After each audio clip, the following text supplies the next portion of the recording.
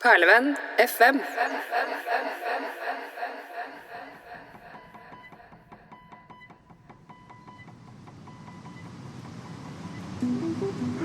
Warsaw is a city of paradoxes.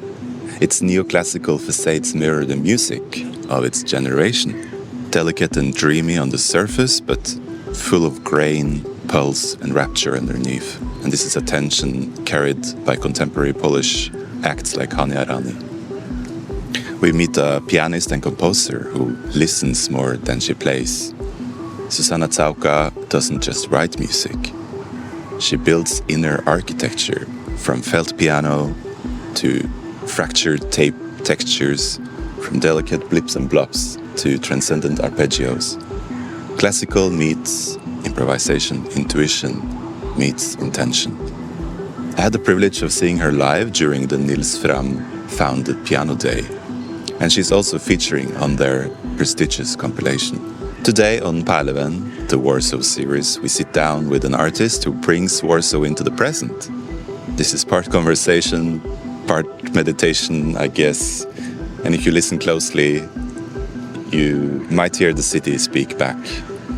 I'm sitting here in the park. My name is Einar Stray. I'm a Norwegian artist, new in town. And this is my talk with Zuzanna Całka.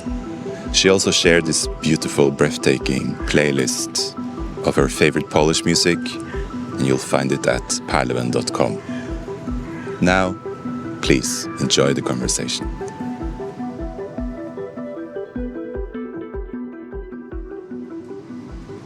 Zuzanna, thank you so much for coming on the podcast. Hey, thank you so much for having me. What kind of projects are you working on right now? It's a nice moment to ask this question. I just came back from Berlin yesterday, so I'm still in my mind in the studio making music, but I'm so glad that we are outside in Warsaw and I can finally breathe some air, because, you know, once you get in the studio, you are just so much inside music that outside world doesn't exist somehow. So it's nice sometimes to have a little break and nice chat about music. Because you go every now and then to Berlin, and you said also that you have lived there. Yeah, I did live there, and I do travel a lot, you know. I do concerts around here and there. So, yeah, my life is about traveling and being at the studio. I would say half-half. And you did some like summer concerts and festivals, and there's some coming up. What does it mean for you to like be out with people and perform your music, but also to be inside the studio, kind of in your head, I guess? And like, how do you kind of balance this? Yeah, this is not easy for me. It's not easy to switch from concert life and tour life. Tour is so much different, like you're on the other planet. And being at the studio requires focus and certain level of relaxation also, I think, in your body, to be concentrated, to stay on the, you know, your highest level of expressiveness, of trying to express things that you want to express. And so it's not easy, but I somehow figured it out that being out of my comfort zone makes me want to do more. So I record a lot, even though I just said just the opposite. I record a lot, actually, between shows, and even in the moments that you would never, ever record, I did some recordings also for my previous album. Like, it was crazy hectic time last June. I played a lot of shows, and it was very intense, like each day different city.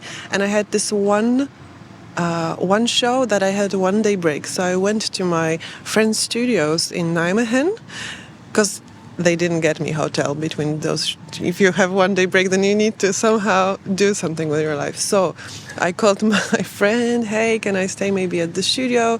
They have really nice, cool, the Basis, the studio. And I joined his studio. He said, yeah, you can just jam around, play some Wurlitzer, nice roads he had.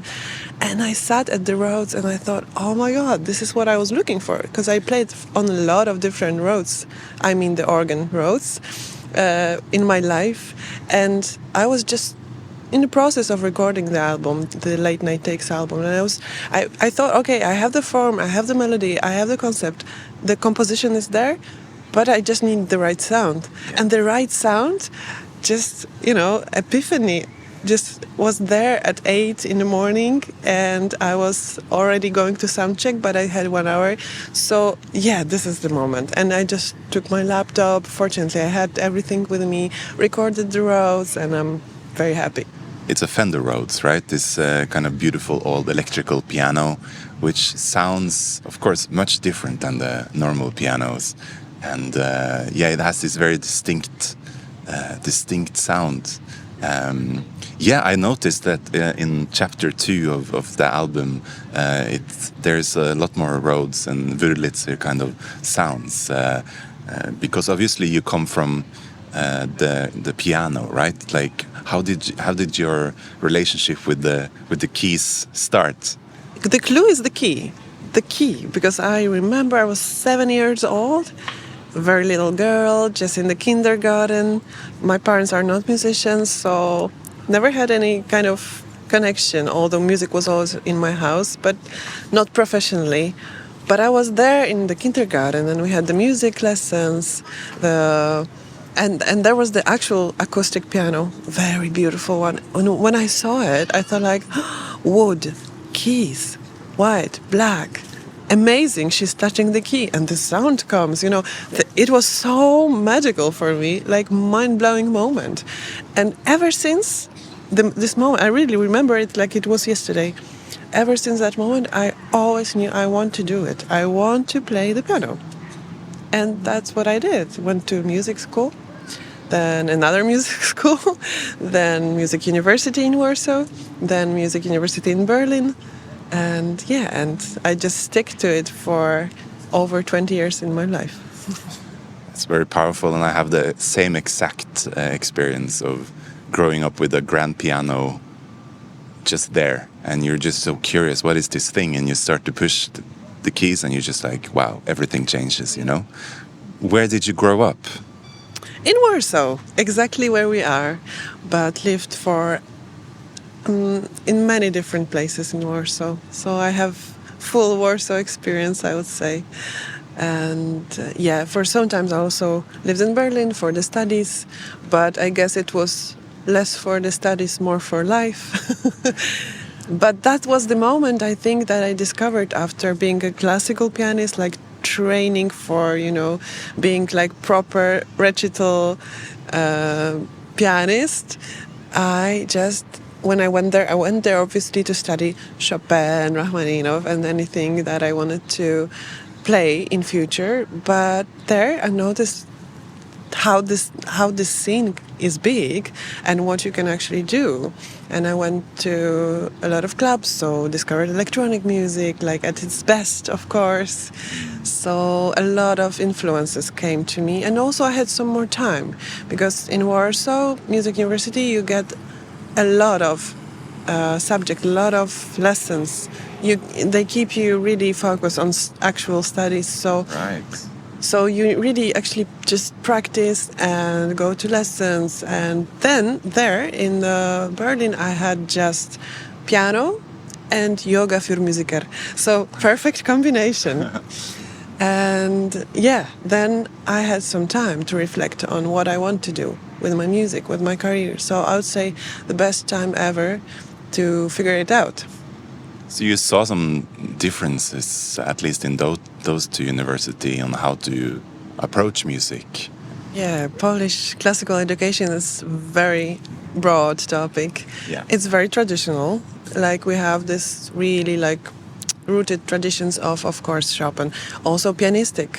Like this is like really big chapter in Polish culture, piano playing. Like huge one, The traditions are really strong. So I wanted to take from this the best, the best I can get. So I was lucky enough to have a professor that really gave me a lot in a way of seeing the world, of loving music. Also, she made me love music. She's not here anymore. She's somewhere just else enjoying from the sky, Sorry. what we do. But I keep her in my heart, and I also keep her notes in my sheet. So she's there. What was her name? Barbara Halska, like really grand dame of the piano playing. And yeah, so I was really fortunate, and not everyone can say so, because there are different approaches in teaching, there are different approaches in learning, and people sometimes want something else. There's a lot of, I think, moments that you should actually have this 1 year in Berlin or wherever, just to figure things out for you, because the school training is very system made. Yeah. So you follow one path, I guess, and you just have to figure out what it means for you. What is your path? And you also actually made this compilation of classical works where you play some Polish music with Chopin and with also this English composer who did a work about Warsaw. Tell me about why you chose exactly these pieces. It's my first record released, so I wanted to somehow sum up my classical education and just close it into a box of my, I don't know if my favorite, but one of my favorite at the time pieces. And I recorded Warsaw Concerto, which is also the title for the album, which is very beautiful, very romantic, like romantic piano concerto at its best. Warsaw Concerto. It's actually a soundtrack for a movie called Dangerous Moonlight. And it's about, of course, it's a romance, but in the background of the romantic story, there's Warsaw, which is being bombed, and all the history is happening there. So it's a very romantic thing, but also with a lot of history. It's 1941. They asked Rachmaninoff to make a soundtrack, but he said, well, thank you, but no, thank you. So it's a British movie, and they asked a British composer, Adin Sell, to compose for the movie. And he did such a good job, because he tried to, you can hear influences of Rachmaninoff in the concerto, also Chopin, a lot of influences, just took all the best out of romantic piano playing and put it into one 10-minute piece, which is supposed to be played with orchestra, piano solo and orchestra, but on this record I recorded the piano solo transition, so I play all the percussion, strings. I just do the whole orchestra and the piano on the top.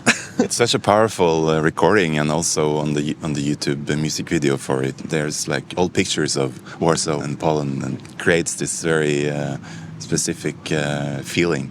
And I also read that this piece was like a big hit, like it was kind of short and kind of in the 40s. It was very well received by the audience, at least. I think maybe some of the critics thought it was like too romantic, but that's always a good sign when the critics don't like it and the audience like it, I feel like. That's true. And it's romanticism at its best. So I love to enjoy it, but also pianistically it's very, very comfortable to play. It sounds like it's difficult, but it's very comfortable, and I enjoy things that are comfortable. I feel good with my body playing that. So that's one of the pieces on the record. And of course they had to be Chopin, so there's Prelude, and of course Polonaise, which is like part of also Polish history, just closed inside one beautiful piece of Polonaise Heroic, Opus 53. And also I experimented a little bit at the time with felt piano, so I recorded also Ignacy Jan Paderewski piece on the felt piano, and this piece is one of the first pieces I learned on the piano. So very cute nocturne. So in this kind of sound, felt piano quality, bit dark, bit muted, away, distant. It really suits I think the message that comes from Nocturne by Paderewski. The felt piano has been, of course, important in your newer work. And felt piano is when you prepare the piano, right, with this material. So it sounds quite intimate, quite grounded in a way, like very, very quiet in a way. So you have to mic it in a specific way to get the mechanics of the piano. Maybe you hear some background noises. How do you work out your music when you write music? Are you like improvising, or what kind of tools are you using? I think all of the pieces I released are based on improv. So it just comes. It's like, it's nice when it comes as an enlightening moment. I don't know. And usually it's the first moment I sit at the piano, turn on the mics, set things up, I sit on the piano, and it's just there, you know, it just comes. The first notes I play. So yeah, I would say by improvising, but also feeding myself with moments, sounds, people that, yeah, I don't like the word inspiration, but somehow feed me in a way that, and then I could sit on the piano, and as this piano and music making is one of the languages. You ask me how many languages or what languages do you speak? Yeah, French, English is 1, 3, Polish, but also I feel music is one of the languages. So feeding myself with moments, with people, with emotions, then translating it into music language. I think it's a very accurate thing to call music a language, because music is this kind of mysterious, magical thing, right, that we can't really put into words. And that's like, for me, the biggest power with music is that you can go anywhere in the world and people can understand what you're trying to say without, you know, speaking the language at all. Precisely. That was also what I noticed when I was a young teenager. And I loved that in my class, in my school, there were people from all parts, all sides of society, like every corner of Poland, because it was a Warsaw music school. So also people from different cities, different villages came just to work on their skills, just to have the music education. And I loved it because it was so broad and colorful, and it was everything in this group of 20 people, you know, but they all just speak the same, and we were all just on the same, speaking the same language and having the same passion, and we could always connect. That's the word I was looking for. We could always connect, even though, for example, we had no, interests apart of music, which were common, right? But still, the connection was very deep. Perlevenn FM. On the surface, you have, of course, the keys and the melodies and the simplicity of the piano, but there is so much going on underneath. And I don't know if contrast is something you think about, that, yeah, it can be like a pretty melody, but it needs something else to kind of, something dirty to be even more beautiful in a way. I think it's something I need. I just need it in my life, because that's life. Yeah. Life is not only nice melodies. Although I think it's one of my most enjoyable moments in music making just melodies work well. Yeah. Because that's what I speak. Also through harmonies, of course. But melodies is something I really cherish. So yeah, but at the same time we need the context. We need the ambience. We are just now outside in a park, and that's the context for the conversation. Maybe it would be different, the convo, if we were somewhere else, right? So the context is very important. And I would say the same in a movie. I'm always thinking a little bit like pictures and emotions with the music making. So in a movie you always get the sound track, right? Yeah.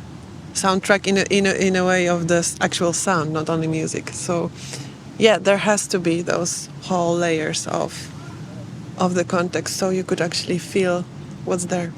You're like an architect in a way, right? You're creating this room. Structures and places and ambience, and also I love. I'm getting into sound design, so I also enjoy it a lot. It just makes me like meditate a bit on one sound and just go deep into the actual sound. You mentioned film, and you have done some scoring for small, like short films and animation, and some commercials, I think. And do you have any advice or tips, or how do you think when you want to like come into this kind of scene as a composer? How do you do that? There are many different ways, because I think it depends how you see your music and yourself also.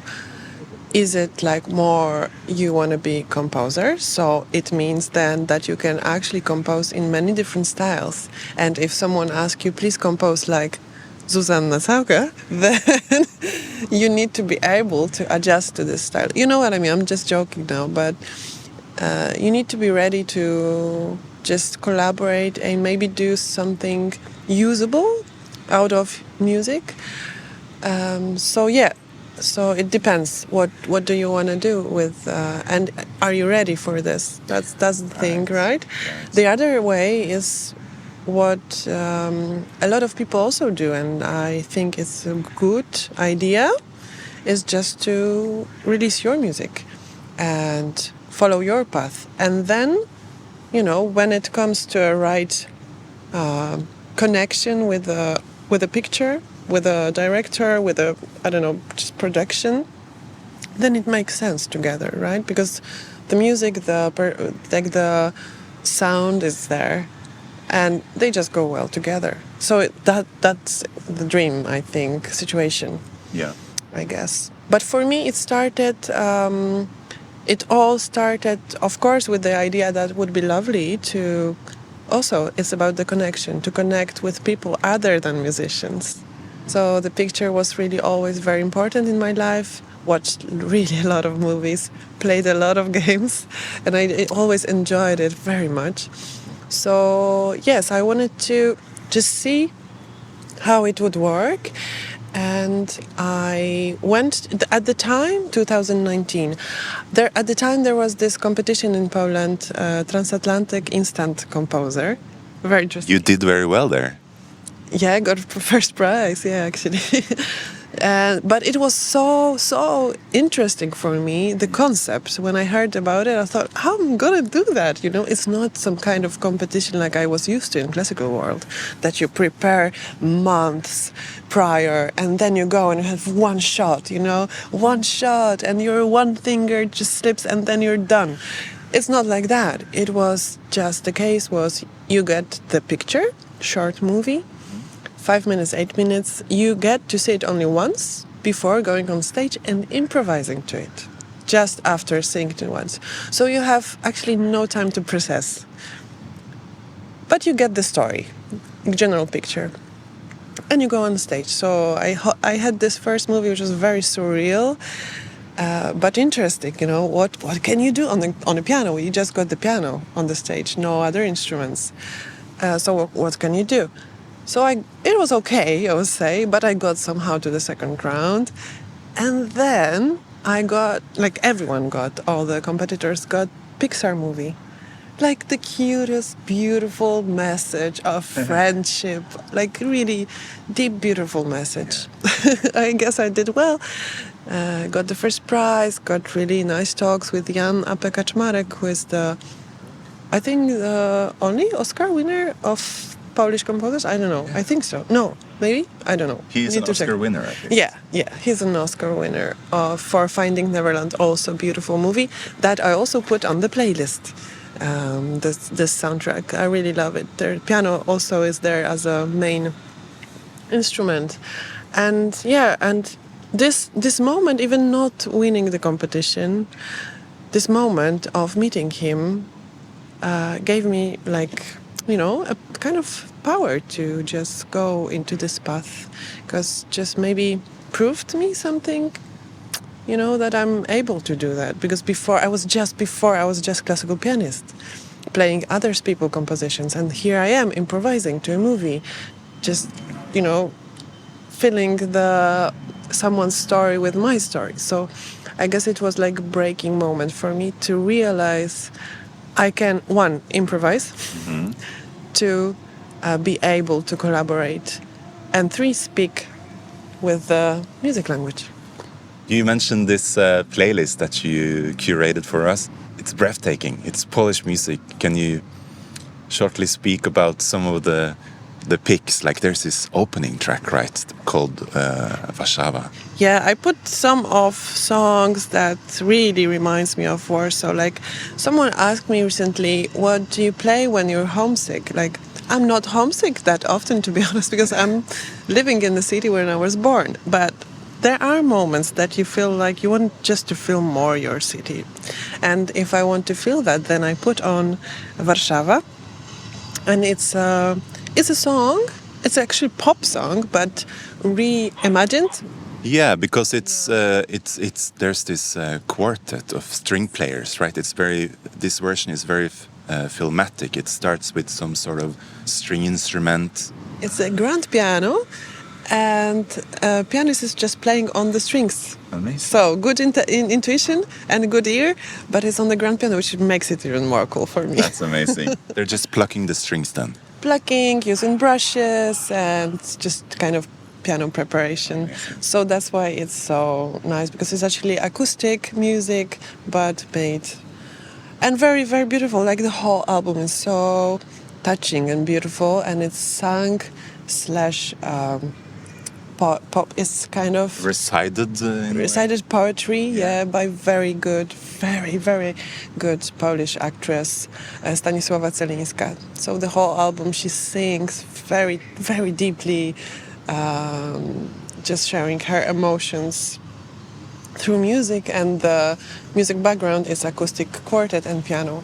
So very much recommend the whole album. It's a very powerful track, and the poem speaks about Warsaw and its background, and she's mentioning like Hitler and Stalin and things like this. It sounds like it's a very authentic delivery and very emotional. I got goosebumps listening to it. Yeah. Oh, I mean, that's amazing that you say so, because it's like one of this track that you put on like 100 times and you always get that, which is like interesting also for us musicians to get deep into that. How is it made? What's happening here? Yes. So, yeah, interesting. So good opener. That's the opener for the playlist. Then comes another song, because I wanted to continue the song, and comes also the rework, like acoustic rework of Grzegorz Ciechowski. Also very, very interesting artist, and I definitely recommend his songs. But if someone doesn't speak Polish, then here comes the instrumental reinterpretations by my friends Dobrawa Czochar-Hania Rani. And then I also wanted to include on the playlist Henryk Górecki, classical but modern classical composer. Amazing. I think he passed away in 2010 or something like this. Yes, and his music is also very, very powerful in a way of the bit minimalist approach, but not as you might think. Maybe if someone knows Arvo Part, would be, I think, a nice... That's what I thought about. Yeah? This kind of atmospheric, melancholic orchestral pads. Yeah, very, very beautiful. Very beautiful, and absolutely worth if anyone has ever occasion to go and see live performance of his music. It's very deeply moving emotionally. Yeah, so but also listening on a good speaker, so I think would be nice. And also some of my friends are on the playlist, and very good musicians, Stefan Wesołowski, also Jacaszek, but also Krzysztof Komeda, of course. I think he's well known abroad, especially for the film music, like Rosemary Baby, and all the collabs he had in LA. Also died there, very unfortunate, just an accident. But yes, I could like speak about him for hours. So. It's such a vibe. And that's a nice point in the playlist. But also wanted to include Leszek Możder, who was one of my first big love for this kind of step from classical piano. Yeah. And his album Piano, called Piano, I guess. Good name. Yeah, it was just out when I was teenager, so being in school, and that was one of the first time I saw like, wow, you can do so many cool things. And he's using prepared piano, so this was one of the first moments in my life I heard prepared piano, not in the context of modern classical music, but more into jazzy. Improv kind of style. And also the recording is such beautiful thing, like one of the best albums, I think, maybe top 10. So, but it's also connected with my history, so absolutely highly recommend. We talk a lot about the piano. Of course, it's the centerpiece in your music, and I saw you live on Piano Day. You know, this beautiful tradition of Nils Frahm, and you were also on the compilation with your piece in Impromptu. Yes. And how does that feel? Because, you know, he's obviously a big name in this kind of world, right? I'm going to share something very private here, because I was in a kind of this strange... Sometimes you have these moments that you are like, I don't know what to do, you know, and life seems like not in the most colorful shades. It's more like gray.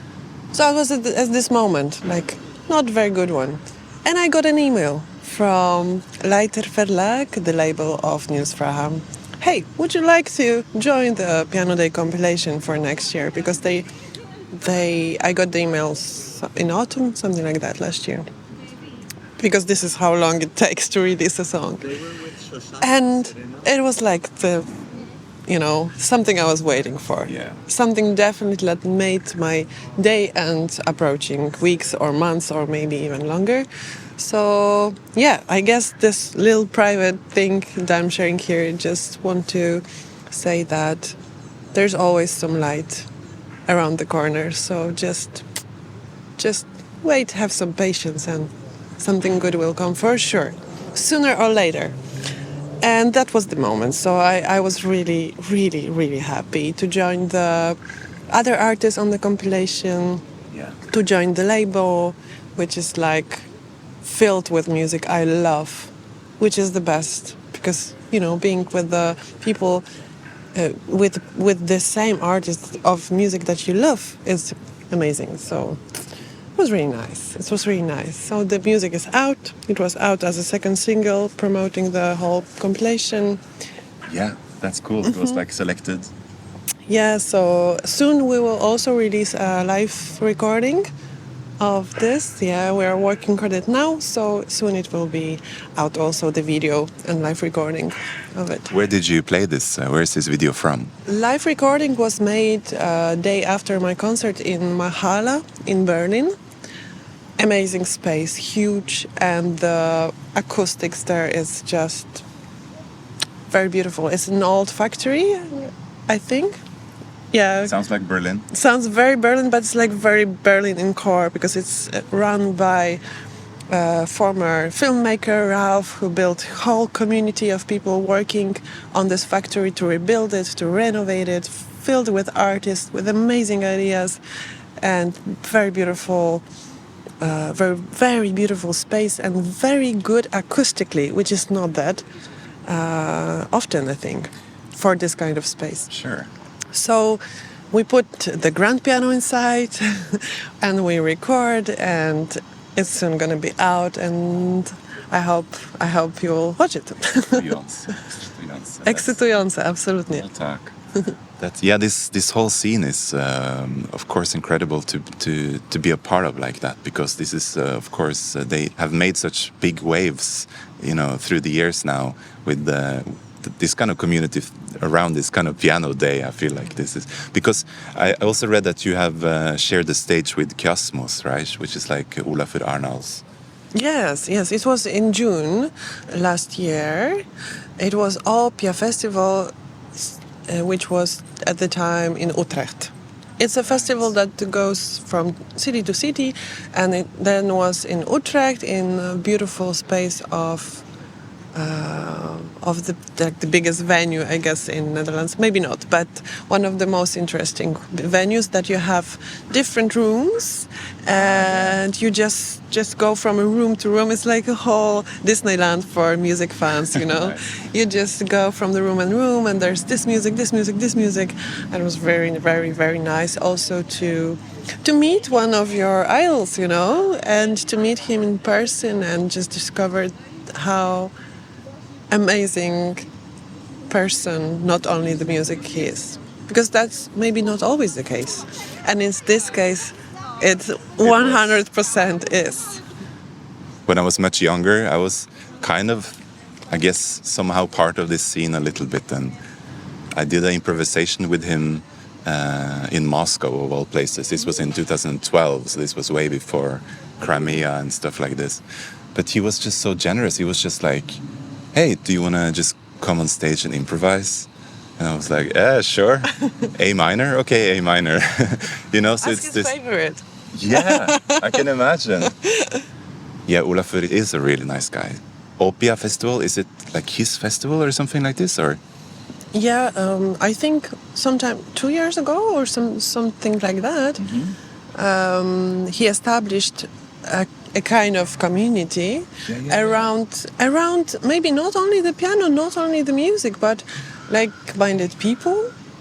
And actually I met a lot of people through these community gatherings or just like playing on festival, because you get the people who love art, you have there people who you know, draw and makes all kind of stuff, like wine makers, like everything, you know. So it's very, very, very interesting group to be with and to work with and to share things I like with. I mean, we all need that, no? How do you feel Warsaw and Poland is as a scene, and how is it to be a musician in Warsaw and a composer in Warsaw? I love it. I wouldn't change it. Yeah. I really cherish how many wonderful musicians there are in Warsaw, from all different instruments, all different scenes. Like, you have everything here.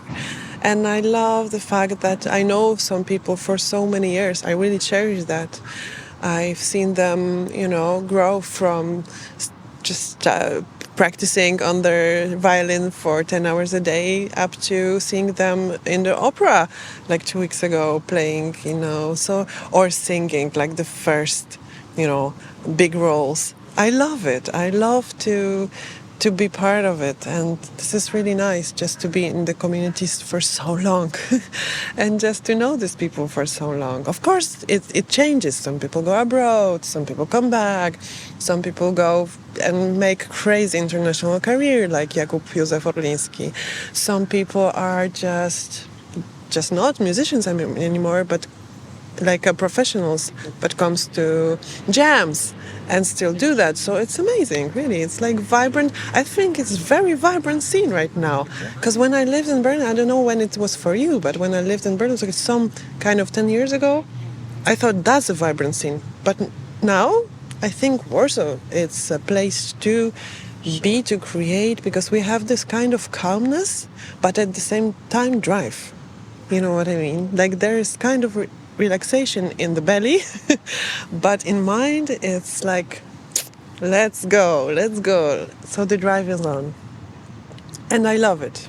For me, it's the best place to be to create. And I also have my studio, not exactly in Warsaw, but in the forest somewhere near Warsaw, so it's maybe a bit different. But if I want to feel the city, then I feel it always when I come here.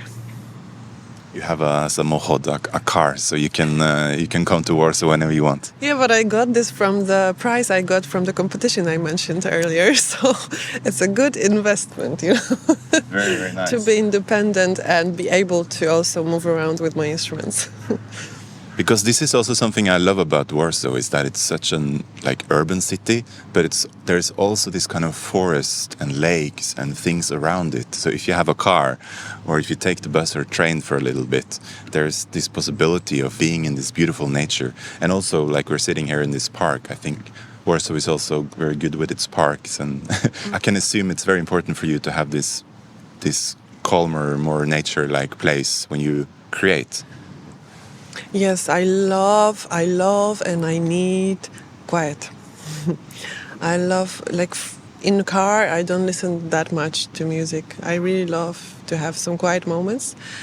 And my studio is in the middle of forest, because as you mentioned, Warsaw is surrounded by forests all around. And I really love it that I can record at night, because late night takes, obviously, the title of my album suggests that very much. So I like to make the recordings when it's dark outside. It's also much nicer because it's much more quiet outside. So even though I don't hear things from outside in my studio because it's well made with the soundproof things, but still in my mental psychology, it's good to know that people are actually sleeping, and I can freely record or write. I was wondering about the title, and of course it's quite literal. It's quite literal, yeah, exactly. Late night takes. I don't know why. Maybe I'm just the type of person who works at night and enjoy it and like the quietness that goes at night. You said that making music, I read in an interview that you said that it's kind of like a spiritual thing for you. What kind of space are you in when you are creating at your best? That would probably need some kind of explanation of what I believe in. Yeah. And I do believe that invisible world exists. Some kind of. And the whole process of making music is to discover that. What it is, how it tastes, how it sounds. And where can I look for it inside me? So yeah, quite literally, that's the core thing. Like, why am I doing that? And hopefully it also helps others in a way to discover that as well. I believe also all kind of arts are connected somehow, but music especially, because it's one moment. It's there and it's gone. So you have this only one moment, to be in it. And I believe that actually being in the moment, like very deep in the moment, is the only way to feel the kind of spiritual aspect of life and world. So yeah, music just allows you to dive deep into it. It's very interesting because I come from a religious background, and when I didn't believe in God anymore in the way I did when I was a kid, I think the thing was that I realized that it's actually mostly the music that makes me spiritual. It's not like the context of the songs I'm singing, like these worship songs or something like this. No, it's actually the music itself. It's so spiritual and so like a God entity in a way. So I realized that it was actually the music that I felt so spiritual about, much more than the content of the religion. Yeah, absolutely. That's one of a way of, again, connection with not only between people, but also with something divine, sacred. Music itself is a very sacred thing, so. What are you dreaming about right now? What do you want to do in the future? Do you have any wishes and hopes and plans? Of course I have plans.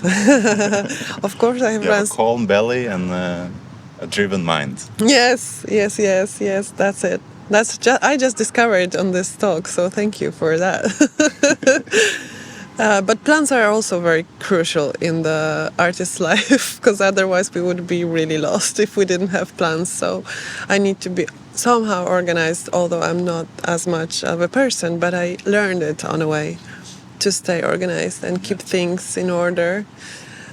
So yeah, I have plans, recording I'm writing. It's a good time because in July I didn't have so much concerts on purpose because I wanted to really just have this only calm belly, maybe less drive mind, So a lot of nice things happened also in my life. So I'm going to tell something more about it soon with music. And August is more concerts. I'll play also in Warsaw. I invite you. Oh, On perfect. 9th of August, I'll play in just the center of the city, next to Pałac Kultury. And I will play there a little bit of mashup, which will be Philip Glass, Arvo Part, but also Zuzanna Całka. So Amazing. piano solo. So my favorite piece of Arvo Part and Philip Glass and some of my own. Which piece of Philip Glass are you playing, if you can tell me? I'm sure you will hear Madrash, which is my one of favorite pieces. Zuzanna, thank you so much for this interview. It was really, really nice talking to you. Hope we can make it somewhere else Absolutely. again. And thanks for listening, guys. Perlevenn FM.